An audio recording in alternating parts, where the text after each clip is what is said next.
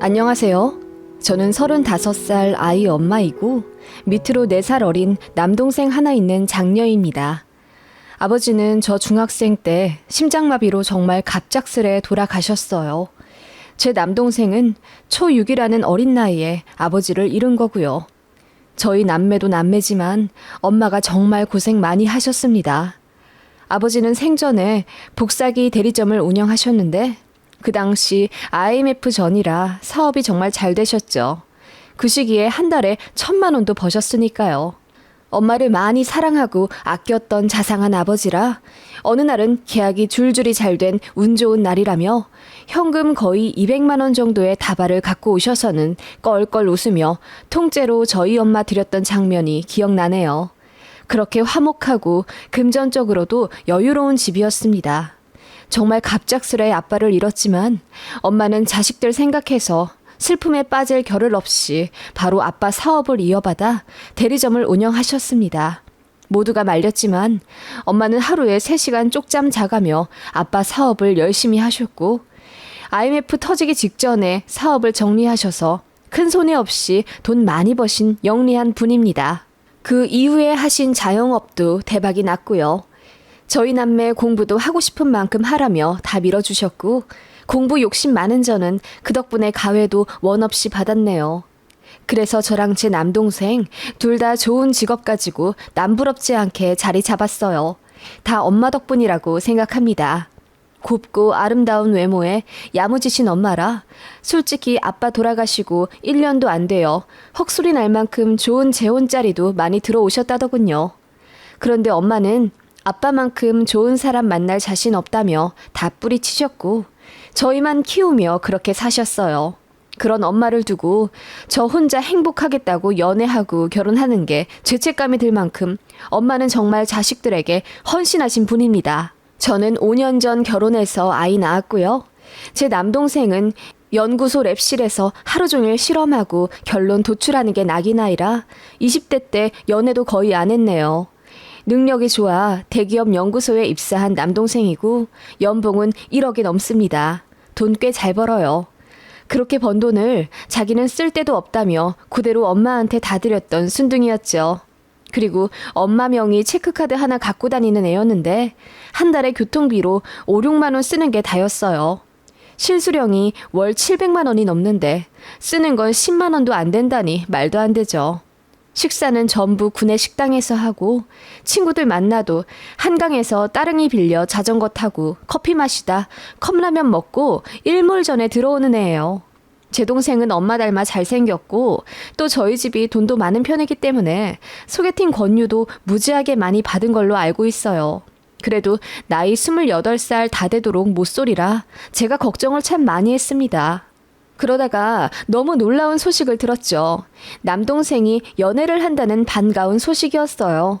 소개팅 같은 건 질색하는 애라 받아본 적도 없어서 신기하더라고요. 어디서 만났냐고 물으니 주말마다 가는 도서관에서 만났다고 하더라고요. 나이는 제 남동생보다 2살 많다고 했고요. 그 여자가 제 남동생한테 먼저 말을 걸었대요. 자기가 찾는 책이 있는데 아무리 봐도 없다면서 좀 찾아줄 수 없냐고 제 남동생한테 부탁을 했는데 그 책이 하필이면 제 동생이 엄청 좋아하는 작가의 잘 안 알려진 소설이었다네요. 그래서 이거 사람들 잘 모르는데 어떻게 아시냐고 물었더니 그 여자애가 정말 잘 알지 못하면 말할 수 없는 지적 정보들까지 줄줄줄 말해주더래요. 남동생은 같은 작가를 선호하는 공통점에 반가웠고 여자랑 처음으로 대화가 통한다는 느낌에 너무 좋았다네요. 그렇게 도서관에서 이야기를 1시간 정도 하다 그 여자가 먼저 번호를 물어봤고 그렇게 제 남동생의 첫 연애가 시작된 거라더군요. 이야기만 들었을 땐 제 입가에 웃음이 가실 수가 없었어요. 도서관에서 만난 첫 여자친구라니 너무너무 귀엽고 궁금하더라고요. 쑥맥 같은 제 남동생이라 여자 마음 모를 게 뻔해 제가 코치도 참 많이 해줬네요. 선물은 어떤 걸 줘야 한다. 데이트 코스는 여자가 원하는 위주로 잘 짜봐라. 항상 집 앞까지 데려다주고 괜히 밤에 부담스럽게 주책 부리지 말아라 등 노파심에 남동생 연애 교육을 참 많이 시켜줬네요. 그래서인지 꽤 수월하게 연애하는 듯 했어요. 연애 초에 제가 사진도 한번 봤는데 연예인 뺨치게 예쁘더라고요. 실제로 인터넷 SNS에서 꽤 유명하기도 하다더군요. 팔로워 수가 2만 명 정도 된다나? 직업은 신상 털릴까봐 자세히 말할 순 없지만 국시 합격해야 하는 직업군이고 월 200만 원 전후로 받는 여자로 알고 있었습니다. 남동생한테 얘기 듣기로는 여자친구가 일하기 정말 싫어하고 결혼하자마자 직장 관두고 쇼핑몰을 하고 싶다고 했다네요. 실제로 옷도 참 잘 입고 다닌다고 하고요. 가방이나 신발도 명품이 많다더군요. 솔직히 말해 제 남동생은 패션에 조금도 관심이 없는 애입니다. 나이 20대 중반 다 되도록 옷을 저랑 엄마가 사다 줬으니 말입니다. 청바지나 면바지에 폴로 스웨터를 교복처럼 입고 다니던 남동생이었는데 그 여자친구랑 잘 안 어울릴 것 같아서 남동생 연애 초반에 제가 옷도 한번 왕창 사다 줬네요. 그렇게 한 3개월 정도 남동생이 연애를 했을까? 제 남동생이 갑자기 차를 사야겠다고 엄마한테 차 좀 사달라 부탁했다더군요. 여자친구랑 연애하는데 차가 없어서 불편하다며 그동안 월급 다 드렸으니 1억짜리 차 하나만 뽑게 돈을 달라고 했대요. 1억짜리 차 크게 부담되지는 않죠. 남동생 능력도 있고 또 몇 년간 월급을 통째로 저희 엄마한테 드렸으니 금액이 문제가 되는 건 아닌데 느닷없이 외제차를 사겠다는 남동생이 조금 낯설게 느껴졌어요. 그래서 제가 남동생한테 물어봤죠. 진영아, 그래 차를 살 만한 시기인 건 맞는데 처음부터 외제차는 좀 그렇지 않니? 너 면허는 있어도 아직 장롱이잖아.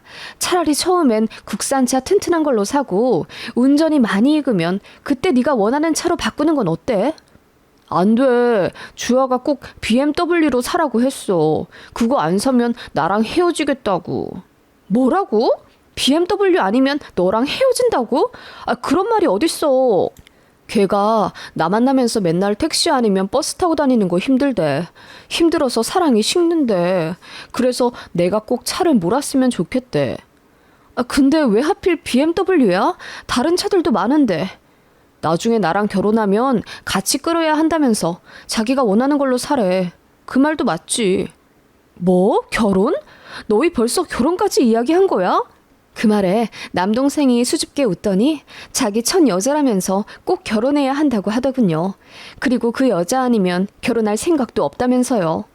저는 너무 혼란스럽더라고요. 1억짜리 외제차를 사라고 종용하는 여자친구라니. 그리고 그 말에 홀랑 넘어가 정신 못 차리고 해벌쭉하는 제 남동생도 참 낯설었고요. 그렇게 남동생은 결국 1억짜리 외제차를 샀습니다. 그리고 카드값도 어마어마하게 나오기 시작했죠. 일전에 제 동생이 엄마 체크카드를 썼다고 했잖아요. 연애하면 돈 쓸 일 많아질 거라 생각을 해서 저희 엄마가 엄마 명의로 신용카드를 하나 만들어 주셨습니다. 그런데 연애 초반에는 많이 나가봤자 100만 원 언저리더니 어느 순간부터 급속도로 늘어나 카드값이 5,600만 원씩 나간다고 하더라고요. 이 정도는 너무 심하다는 생각에 저랑 엄마가 잔소리를 좀 했습니다. 아무리 연애를 한다고 해도 이렇게 많이 쓰는 건 너무하다고요. 그랬더니 남동생이 우물쭈물 하더니 여자친구가 원하는 게 많아서 사주느라 그랬다는 거예요. 뭘 그렇게 많이 사달라고 하냐니까 명품 백이랑 명품 주얼리 같은 걸 그렇게 좋아한대요. 그리고 덧붙여 말하길 이런 명품은 시간이 지날수록 가격이 오르는 거라 나중에 결혼하면 다 자산이 될 거라며 남동생 보고 현명하게 생각하는 게 좋을 거라고 했다네요. 그리고 뻑하면 호텔 다니고 비싼 파인 다이닝 음식점에 가고 그러나 보더라고요. 거기서 사진도 왕창 찍어 SNS에 올린다고 했고요. 툭하면 어차피 자기랑 결혼할 건데 뭐가 그렇게 아깝냐는 식으로 가스라이팅 하는 것 같더라고요. 점점 그 여자친구가 마음에 안 들기 시작했어요. 저희 엄마도 걱정이 많으셨죠. 그래서 남동생 붙잡고 단호하게 말해줬습니다. 여자랑 연애하는 건 좋긴 한데 그렇게 끌려다닐 필요는 없는 거라고요. 물론 그 정도 돈 쓸 여유가 없는 우리도 아니지만 그렇게 퍼주다시피 해주면 서로 관계만 나빠지는 거라고 잘 얘기를 해줬죠. 그랬더니 남동생도 좀 납득이 가는지 알겠다고 했어요. 그런데 그 주 주말에 갑자기 남동생이 여자친구랑 헤어졌다면서 본 적 없이 만취 상태로 집에 들어왔다더군요. 그렇게 취한 건 엄마도 처음 보는 거라 저한테 전화를 하셨어요. 그래서 저도 그 새벽에 친정에 달려갔죠. 남동생이 펑펑 울더군요. 자기 차였다고요. 이유를 물어보니 자기가 마마보이라서 싫다고 했다네요. 그러면서 지금까지 받은 가방이랑 목걸이, 시계 같은 거 전부 박스에 넣어서 남동생한테 던지듯 줬대요. 자기 진심을 몰라줬다면서요. 자기가 정말 무력으로 남동생한테 사달라고 조른 게 아니라 자긴 정말 남동생이랑 결혼할 생각이고 재테크하면서 결혼 후 가게에 보탬이 돼주려고 했던 건데 세상 물정 모르고 트렌드 못 따라가는 저희 가족이 너무 촌스럽다면서 헤어지자고 했다네요. 그리고 호텔이나 파인다이닝 같은 비싼 데 가서 사진을 찍는 것도 다 투자였대요. 본인이 나중에 쇼핑몰을 할 건데 그러려면 SNS 팔로워를 더 많이 모아야 하고 그러기 위해서는 사람들의 동경을 받아야 한다면서 그런 럭셔리한 모습을 많이 보여줘야 장사가 잘 되는 거라고 했대요. 자기는 남동생이랑 결혼해서 쇼핑몰을 차리면 한 달에 억도 벌 수 있는데 그거 다 남동생 주려고 했다네요. 그런데 정작 본인을 속물 취급하니 억울해서 못 사귀겠다며 난리를 치며 헤어지겠다고 한 거죠. 저는 너무 어이가 없더라고요. 들으면 들을수록 그 여자의 정상인가 싶더라고요. 그런데 제 남동생은 그 여자친구 말이 다 맞는 것 같다면서 본인이 어리석고 세련되지 못해서 차인 거라고 울더라고요. 답답해 미칠 뻔했습니다. 그래요.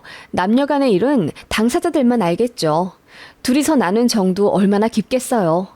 남동생이 정신 못 차릴 만큼 그 여자친구가 예쁘고 상냥하니까 더 헤어나오지 못하겠죠. 그렇게 남동생은 폐인이 됐어요. 그러다가 결정적 한 방에 남동생이 KO 당하더라고요. 이별 통보하고 며칠 지나지 않아 남동생의 연구실로 퀵이 왔더래요. 보니까 예쁜 브로치 하나와 아파로 꾸민 엽서 그리고 고급 한정식 식사권 2장이 들어있었다더군요. 저희 엄마 선물이었어요. 발신인은 남동생 여자친구였고요. 남동생이 놀라 여자친구한테 전화하니 그 여자애가 그러더래요. 저희 엄마 생신이 2주 정도 후였는데 제 남동생 여자친구가 저희 엄마 드리려고 선물을 미리 샀었다는 거예요. 헤어지더라도 미리 준비한 선물을 드려야겠다며 자기는 남자친구 엄마가 혼자 계시다는 걸 알고 있었기에 더 잘하고 싶었다면서 단둘이 식사도 하려고 다 준비를 했었다는 거예요. 그러면서 덧붙이길 그동안 부족한 나 때문에 어머니랑 누나가 걱정 많이 하셨지? 이제라도 네가 효도해. 그동안 나 때문에 속 많이 썩여드린 것 같은데 죄송하다고 전해드려줘. 나 같은 여자 말고 더 착하고 좋은 여자 만나서 행복해. 라고 했다는데 그 말에 제 남동생 영혼까지 다 넘어가 버린 거죠. 그날 오열하면서 재회했고 제 남동생은 결혼을 결심하게 된 겁니다. 그렇게 만난 지 1년도 안 되어 결혼을 추진하게 된 거예요. 쓰다 보니 또 혈압이 오르네요. 아무튼 제 예비 올케가 된 그 여자애는 본격적으로 결혼을 준비하겠다며 저희 집에도 인사 오고 그랬어요. 저희 집 인사 올 때는 위아래 까만색 정장으로 소박하고 단정하게 하고 왔더라고요. 원래는 명품 칠갑을 하는 앤데 눈밖에 나고 싶지 않다면서요. 그리고 진짜 어찌나 살갑게 잘하는지 저희 집 인사 오던 날 설거지까지 자처해서 열심히 하더라고요. 저랑 엄마가 그렇게 말렸는데도 한사코 자기가 해야 한다며 팔 걷어붙이고 고무장갑도 안 끼고 설거지하다가 그릇을 놓쳐서 깨뜨리는 바람에 결국 피를 봤어요. 그 모습에 남동생이 기겁을 하면서 그러게 왜 설거지를 해? 자기는 손님이라니까. 라고 하니 내가 잘해야지. 안 그래도 밉보였는데 어머님이랑 형님께 점수 따고 싶어. 라고 하며 그렁그렁한 눈으로 남동생을 보더라고요. 진짜 황당할 것 같더라고요. 저랑 엄마가 보기엔 여우짓인데 남동생은 그냥 껌뻑 죽어서 아무것도 안 보이는 것 같았어요. 엄마는 너무 속이 탔지만 제 남동생이 좋다고 데려온 여자를 뭐 어쩌겠어요. 그리고 이 상황에 반대하면 더 불타오르기만 할 것 같아서 저도 딱히 답이 없더라고요. 그래도 예비 올케가 저희 만나면 참 싹싹하고 예의 바르게 잘하긴 했으니까 웃는 낯에 대고 어쩔 수도 없는 노릇이었고요. 예비 올케네 집안은 그냥 평범하더라고요. 양가 부모님 다 계시긴 하지만 사돈 어르신 2분 다 딱히 직업이랄 게 없으신 것 같았어요. 아버님은 아는 사람 건설일 할 때마다 도와주러 간다고 하시던데 그게 건설 일용직 말하는 것 같았고 어머님은 마트 직원이라 하루에 10만 원 정도 받으신다고 하더라고요. 그러면 한 달에 200만 원은 넘게 받으시는 거잖아요. 그런데 알고 보니 그냥 마트 시식 알바를 한 달에 서너 번 하시는 거였어요. 즉 두 분이 한 달에 버시는 금액이 200만 원도 안 되고 노후도 전혀 안 되신 상태였죠. 결혼하면서 땡전 한 푼 해올 수 없다고 했고 심지어 예비올케 앞으로 마이너스 통장까지 갖고 와야 한다더군요. 빚이 3천만 원 정도 있댔나? 그거 제 남동생이 갚아주기로 했습니다. 솔직히 말해 평범 혹은 그보다 못해 보였지만 그냥 저희가 더 잘 살고 진짜 남동생 인연이라면 자기가 선택한 운명인데 처가 먹여 살리는 것도 제 남동생 몫이겠죠. 그렇게 애써 생각하며 저도 옳게 좋게 보려고 노력 많이 했습니다. 그런데 흘러가는 결혼준비 상황을 보니 입을 안 댈 수가 없더군요. 예비올케가 호텔 결혼식을 요구하더군요. 그래요. 저도 호텔에서 결혼했습니다. 저는 시어머니가 호텔에서 하자고 먼저 요구를 해주셨고 솔직히 시댁이랑 저희 친정 둘 다 잘 살고 저희 부부도 고소득자입니다. 솔직히 말해 할만하니까 한 건데 예비동서는 빚까지 있는 마당에 무슨 호텔식인지 어이가 없더라고요. 그래도 곧 죽어도 호텔에서 해야 한다길래 제가 좀 알아봐 줬어요. 어차피 저희 집에서 다 부담해야 하니까 제가 5천만 원 정도로 예산 짜서 남동생 편으로 보내줬습니다. 그랬더니 예비올케가 난리를 쳤다는 거예요. 자기는 곧 죽어도 신라 호텔에서 해야 한다면서 1억 2천 정도 생각했다는 거예요. 저희가 미쳤습니까? 빚까지 갚아줘야 하는 예비올케를 위해 1억이 넘는 식을 올려주다뇨. 그래서 제가 절대 안 된다고 했습니다. 자기가 부담할 거 아니면 5천만 원 선에서 정리하고요. 그랬더니 예비올케가 저한테 직접 전화를 하더군요. 형님, 저예요. 다름이 아니라 예식 문제 때문에 전화를 드렸는데요. 아무리 생각해도 저희 부부한테는 신라 호텔이 어울릴 것 같아요. 저도 얼굴 드러내며 사업하는 사람이라 그런 것들이 전부 투자거든요. 형님, 제가 결혼하고 나서 정말 잘할게요. 어머님한테도 깍듯이 진짜 잘할 자신 있어요. 그러니까 식만 제발 제가 원하는 대로 해주시면 안 될까요? 제 평생의 소원이에요. 하면서 펑펑 우는 거예요. 아, 이런 여우 같은 모습에 제 남동생이 껌뻑 넘어갔구나 싶더군요. 속으로 혀를 끌끌 찼지만 애써 좋게 포장해. 우리 엄마가 진영이 아파트도 해줘야 하는데 좀 빠듯할 것 같아. 엄마는 이왕이면 30평대로 해주시겠다고 하는데 그럼 20평대도 괜찮아? 라고 했더니 우물쭈물 하면서 그럼 30평대로 하고 식은 5천만 원대로 하자더군요. 선심 쓰듯이요. 그게 시작이었습니다. 예물은 1,500만 원짜리 샤넬 백이어야 하고 반지 다이아도 자기가 다 알아왔더군요. 그거에 스드메에 웨딩카에 기타 등등 부가 비용까지 결혼 준비 비용 전부 합치니 거의 2억이 다 되어 가더라고요. 집은 저희 엄마가 알아봐주고 제 남동생 연구소 근처에 있는 아파트 단지로 자가 계약하려고 했습니다. 그 아파트가 9억 정도였고 엄마가 제 남동생 명의로 사주신다고 했어요. 그렇게 알아두라고 했더니 예비올케가 또 난리가 난 겁니다. 왜 강남으로 안 해주냐면서 강남이 안 될 것 같으면 잠실 정도는 되어야 한답니다. 그 정도면 20억이 넘어요. 엄마는 제 남동생 신혼집에 그 정도까지는 생각을 안 하셨거든요. 게다가 왜 공동명의가 아니냐면서 역시 자기를 무시하고 싫어하시는 거라면서 죽고 싶다고 남동생 앞에서 울었다는 거예요. 그래서 엄마가 너무 열이 받아서 참다 못해 예비올케에게 화를 내셨습니다. 우리가 결혼 비용이며 신혼집까지 싹 해가는데도 우리 진영이는 예물시계 하나 못 받는 것도 나는 사실 너무 화가 나. 그래도 우리 아들이 좋다고 데려온 여자니까 이 정도는 해주는 거지. 도대체 너는 어디까지 바라는 거니? 이럴 거면 나는 결혼 못 시킨다. 항상 인자하게 웃으셨던 저희 엄마가 처음으로 화를 내며 파혼을 내비쳤더니 예비올케가 덜컥 겁이 났던 건지 저희 본가 찾아와 싹싹 빌며 다신 안 그러겠다고 울더군요.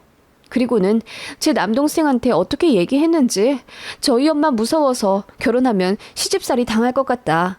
신우될 사람인 저도 너무 엄하고 무섭다면서 흐느껴 울었대요.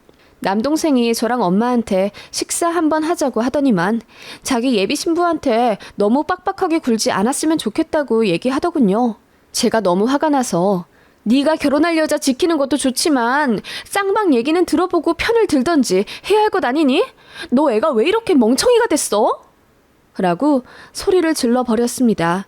사실 제 남동생 너무 순하고 착해서 어릴 때도 한 번도 안 싸웠어요. 커서도 큰 소리 한 번 안 내고 잘 지냈던 저희 남매였는데 저도 오죽하면 그랬겠어요. 너무 복장이 터져서 남동생한테 뭐라고 했더니 남동생도 발끈하더라고요. 이런 모습에 주아가 겁먹었구나.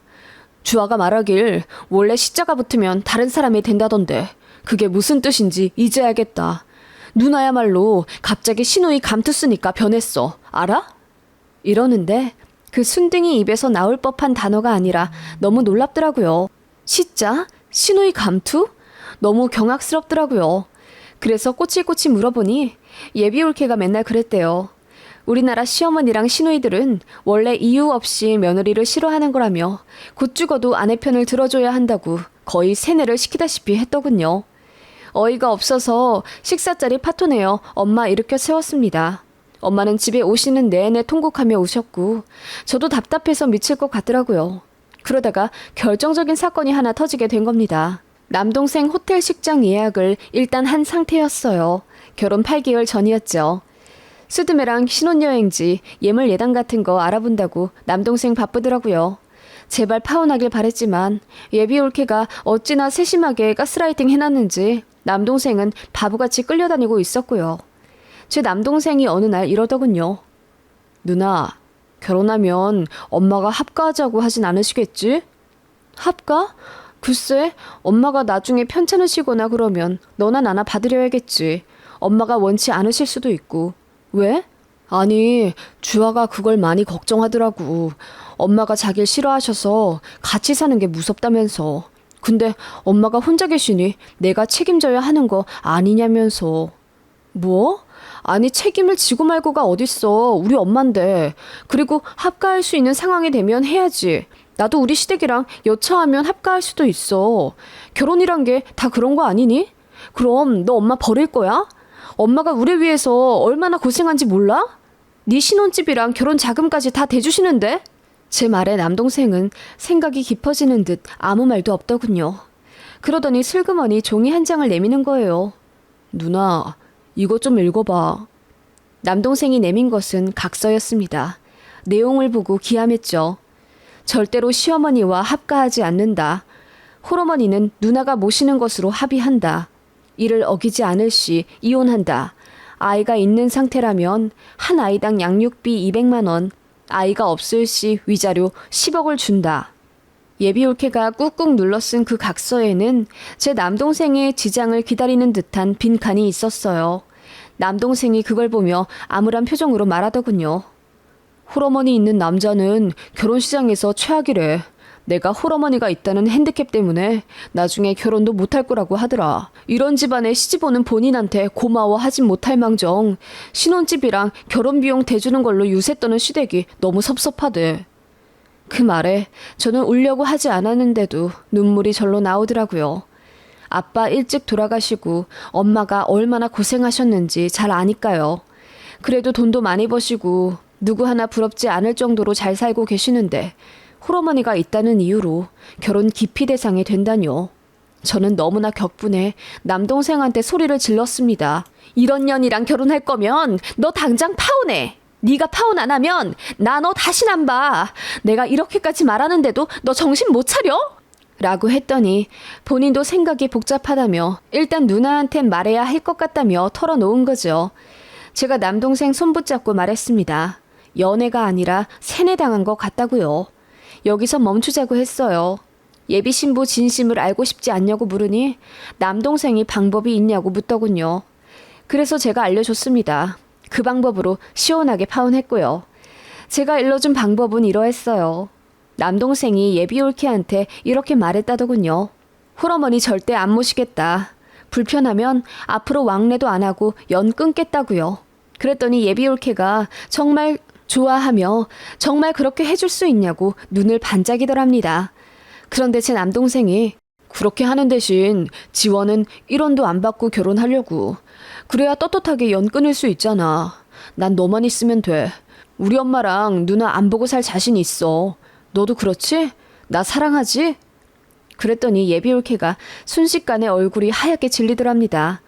신혼집은 경기도 외곽의 아파트 전세로 시작하고 호텔 결혼식은 못하고 작은 예식장 빌려서 자기 능력에 맞춰서 하겠다고 하니 그 여자가 난리를 쳤다더군요. 그럴 거면 파혼하자는 그 여자의 말에 제 남동생은 깊은 상처를 받았고 바로 헤어지자고 통보를 하고 왔다더군요. 제 남동생은 정말 사랑했는데 자기 이익만 좇는 여자의 실체에 점점 질려버린 거죠. 저는 이대로 그냥 끝내는 건 안 되겠더라고요. 그래서 예비올케, 아니 제 남동생 전 여친한테 전화해 잠깐 만나자고 했습니다. 그랬더니 걔가 한달음에 약속 장소로 달려와 제 손을 붙잡으며 제발 제 남동생 맘 좀 돌려달라 하더군요. 그래서 제가 못 이기는 척 알겠다고 했습니다. 일단 내 동생이 너에 대해 많이 오해하고 있어. 그러니까 내 동생한테 받은 명품백들 다 되돌려봐. 그때도 그랬잖아. 이거 다 가게에 보탬되려고 계획한 거라 나중에 결혼하면 다 팔아서 가게에 보탤 거라면서. 너의 그런 깊은 마음에 내 동생이 그때 마음을 돌렸으니 이번에도 그렇게 하면 돼. 라고 했더니 그 여자애가 알겠다고 하더군요. 바리바리 받은 선물을 전부 다 퀵으로 우리 집에 보냈습니다. 세어보니 가관도 아니더군요. 선물만 거의 5, 6천만 원 정도 되겠더라고요. 이제 됐다 싶어서 그 여자애한테 문자 보냈습니다. 이제 다신 내 동생한테 연락하지 말라고요. 그랬더니 우리 본가 와서 엄마한테 무릎 꿇고 빌고 난리도 아니더군요. 자기가 잘못했으니 제발 마음 돌려 다시 결혼을 진행하자고요. 그리고 제 남동생한테도 거의 혼절하다시피 울며 매달렸다네요. 그치만 제 동생은 이미 다 각성한 상태고 여자애의 행동에 정이 다 떨어졌기 때문에 뒤도 안 돌아보고 내쳐버렸습니다. 제 남동생 걱정 정말 많이 했는데 홀어머니 모시지 않겠다는 각서 쓰라고 한 그 종이 한 장에 마법같이 정신이 들어버린 거죠. 그렇게 파혼했습니다. 헤어지고도 석 달을 끈질기게 매달렸다는데 정말 대단하더라고요. 그리고 그렇게 돌려받은 선물들은 정말 그 여자의 말대로 시간이 지나니 프리미엄이 더 붙더라고요. 제가 그것들 전부 팔아서 다시 돈으로 엄마 드렸습니다. 남동생은 그 외제차만 보면 기분이 더럽다며 팔아버렸고요. 저희 엄마랑 저한테도 상처 줘서 죄송했다며 남동생이 많이 울었어요. 그게 벌써 2년 전 일이네요. 사랑에 눈이 멀어 한순간에 인생 망칠 뻔한 제 동생. 등짝 세게 한번 쳐주고 끝낸 해프닝이었지만 사실 그 1년 좀 안 되는 시간 동안 속 많이 탔습니다. 제 동생도 큰 경험했고요. 나중에 알고 보니 도서관에서의 첫 만남도 그 여자애가 전부 계획한 거더라고요. 멀끔하게 생긴 남자가 깔끔하게 입고 다니며 도서관에서 책 읽고 있는 걸 두어 번 보고 제 남동생이 좋아하는 작가를 눈여겨 살펴본 후 접근한 거더라고요. 그런 식으로 남자를 만나왔나 본데 생각보다 제 남동생이 잘 살고 순진하니까 갖고 놀았던 모양이더군요. 정말 소름 끼치더라고요. 연애 초짜라 물정도 모르고 그저 여자가 하자는 대로 했던 제 동생도 참 답이 없었지만요. 참 남자도 조심해야 하지만 여자도 조심해야 하는 세상이에요.